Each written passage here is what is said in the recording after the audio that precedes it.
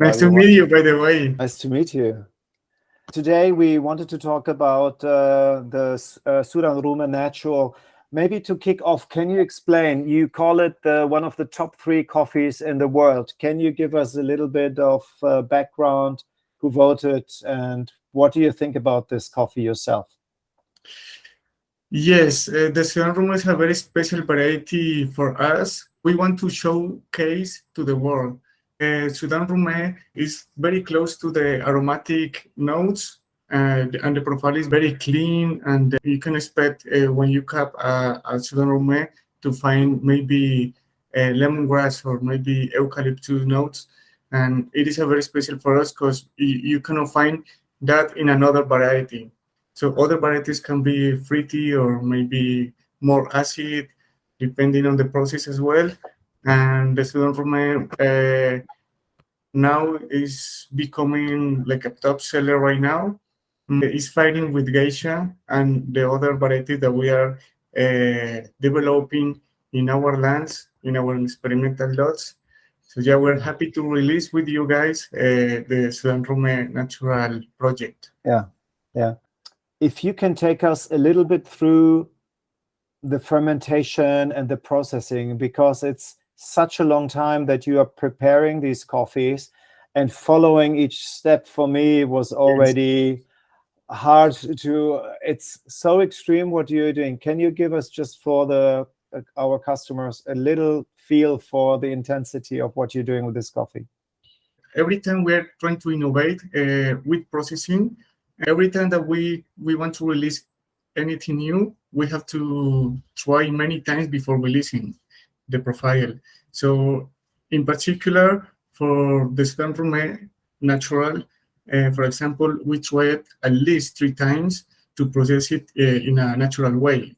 It showcases the better expression of the variety. So it brings spicy notes, aromatic notes. We do in the protocol number 2 around 72 hours in a closed tank of fermentation.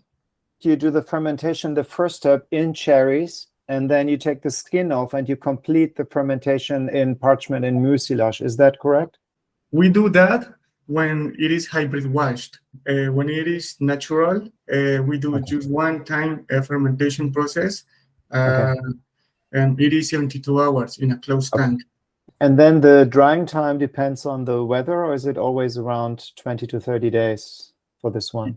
We can control it pretty well, the temperature, the humidity level, and I think it affects a little bit, but it is pretty controlled right now. Can I ask, when the drying has finished, how long are you keeping the coffees in the parchment to stabilize the profiles? We prefer to stabilize the coffee for 2 months, and then we dispatch the coffee. Super interesting. We obviously had this coffee before, and it was absolutely stunning, and we are sharing it with our Masterpiece subscriber for November.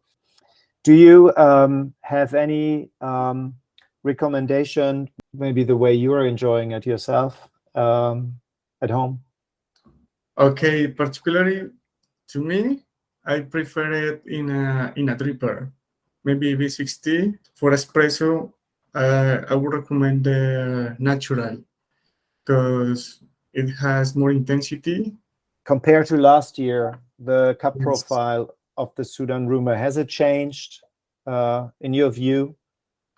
I think it's gonna change because we're renovating the lot right now. You know, the bees carry the thing of the flowers to other lots, so every time it is mutating. You will find a better expression of the Sudan Rume because our renovation plan is happening right now, and we expect to have a new crop for these lots in 2 years.